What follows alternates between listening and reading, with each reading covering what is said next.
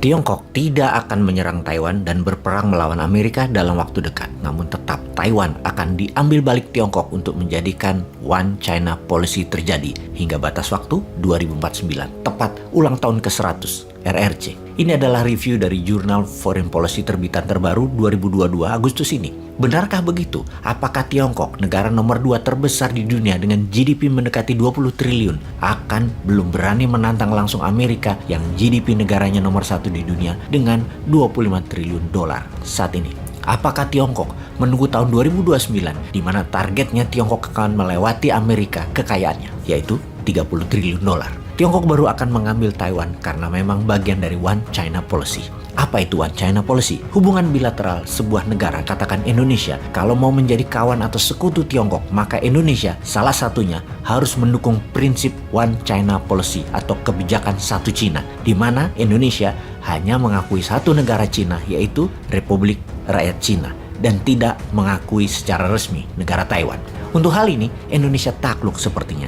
Indonesia mengakui One China Policy, mengakui hanya Tiongkok rezim komunis di bawah Xi Jinping yang sekarang. Kemudian negara-negara yang setuju dengan One China Policy dispesialkan dalam BRI. Tiongkok saat ini berambisi melanjutkan diplomasi akan strategi One China Policy ke tingkat dunia secara masif. Dengan menekan dunia, Tiongkok akan terus mengkampanyekan Taiwan bukan negara, di mana pada suatu saat nanti Tiongkok ketika bergerak masuk ke Taiwan, hal itu bukan masalah internasional, hanya masalah dalam negeri Tiongkok. Sementara dari sisi Taiwan memang belum dan tidak pernah menyatakan dirinya merdeka, walau ada bendera nasional, ada nama negara, ada lagu kebangsaan atau national anthem. Namun Taiwan sekali lagi belum menyatakan kemerdekaannya. Karena apa? Karena mereka melanjutkan mimpi bapak bangsa mereka, Chiang Kai-shek, akan menyatukan seluruh Cina di bawah Partai Kuomintang, Partai Nasionalis, dengan menggulingkan CCP atau Partai Komunis Tiongkok dan menjadikan Tiongkok negara demokrasi terbesar di dunia. Mimpi Taiwan itu didukung Amerika. Di belakangnya Amerika. Amerika suka dengan negara yang mempromosikan demokrasi. Perang berebut Taiwan bisa jadi perang antara komunis versus demokrasi kalau itu terjadi. Kapan waktu serangannya? Sekarangkah? Sebelum kita melanjutkan informasinya, kita menginformasikan 4 live mastery program yang menarik untuk sahabat semua. 4 program hasil studi panjang dan terbukti berhasil membuat ribuan orang keluar dari keterpurukan ekonomi dan menjadi sehat, menjadi makmur, yaitu 1. Science to Get Rich atau MMBC, 2. Wealth Mastery atau Millionaire Race, 3. Shark Tank Indonesia atau CEO Mastermind, dan terakhir Karakter Building untuk Young Millionaire, Teen Camp Bala Muda. Life Mastery adalah sebuah program pelatihan komprehensif secara menyeluruh untuk mind, body, and soul, untuk pikiran, tubuh, dan jiwa. Pencapaian private victory, kemenangan pribadi, awalnya dengan soft skill program dalam Science to Get Rich, lalu hard skill dengan program Shark Tank Indonesia, yang kemudian program disempurnakan untuk mencapai public victory atau kemenangan bersama dalam Wealth Mastery Program. Untuk remaja 14-20 tahun, dibangun karakternya di Teen Camp Bala Muda. Detail informasinya ada di bossman.id. Sahabat, kita kembali ke Tiongkok versus Taiwan. Sahabat semua pasti ingat kehadiran Nancy Pelosi, ketua DPR-nya Amerika, adalah orang kedua sejak 25 tahun yang lalu pemimpin DPR Amerika mengunjungi Taiwan, yaitu di tahun 1997, yang juga dikritik keras oleh Tiongkok. Namun, Tiongkok waktu itu belum sekuat sekarang. Efek kunjungan kali ini yang diperingati dengan keras oleh Tiongkok dilanjutkan dengan membuat Selat Taiwan zona militer atau zona latihan perang. Bahkan ada 5 rudal balistik mendarat di perairan Jepang yang sengaja diluncurkan Tiongkok melewati Taiwan. Ketika dunia protes, Tiongkok menjawab, ini urusan dalam negeri Tiongkok. Kita detailkan Taiwan sebagai informasi sejarah.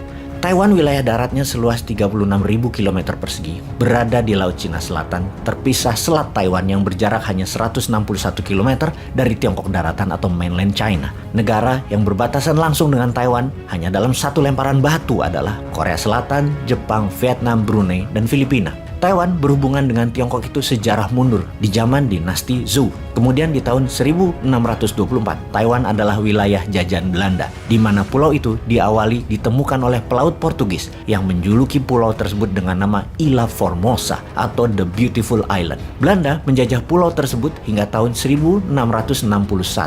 Di tahun 1663, Taiwan diambil oleh Raja Tiongkok dari dinasti Qing. Dan sejak saat itu, migrasi penduduk Tiongkok ke Taiwan masuk. Terbanyak adalah dari suku Hakka. Sahabat ingat, 94% suku di Tiongkok adalah suku Han. Pendudukan Tiongkok itu hingga tahun 1895, di mana kemudian wilayah itu diambil Jepang ketika Tiongkok takluk dengan Jepang di tahun 1895. Hingga Perang Dunia Kedua yang membuat Jepang kalah dan wilayah Taiwan masuk ke ROC, Republic of China. ROC, Republic of China dikelola secara diktator militer oleh Chiang Kai-shek dengan partai nasionalisnya. Dia mengelola Tiongkok dengan tangan besi. Banyak ketidaksukaan kepada cara Chiang Kai-shek mengelola dengan kejam Tiongkok waktu itu.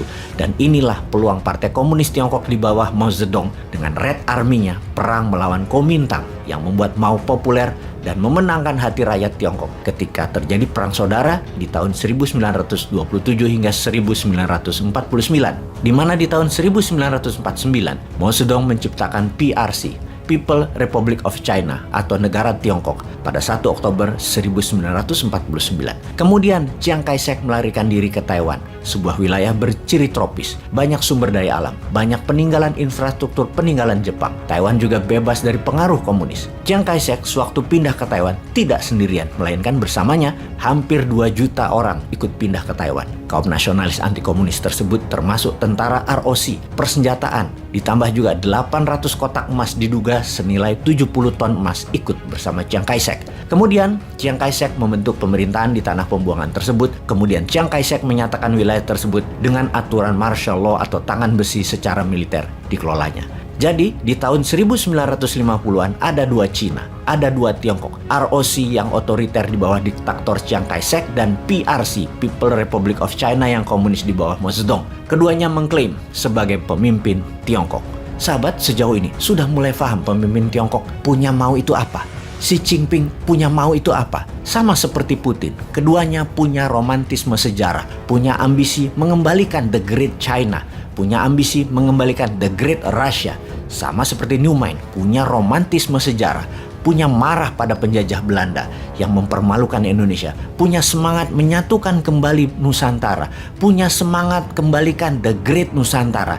Dan ini berbahaya, karena itu Newman pemahamannya tidak boleh dianut generasi muda Indonesia ke depan. Indonesia nantinya di bawah Newman akan jadi negara berbahaya. Lebih baik seperti sekarang negaranya. Pejabatnya pragmatis, jangka pendek, yang penting kantong penuh. Hajar terus nikelnya bos sampai habis.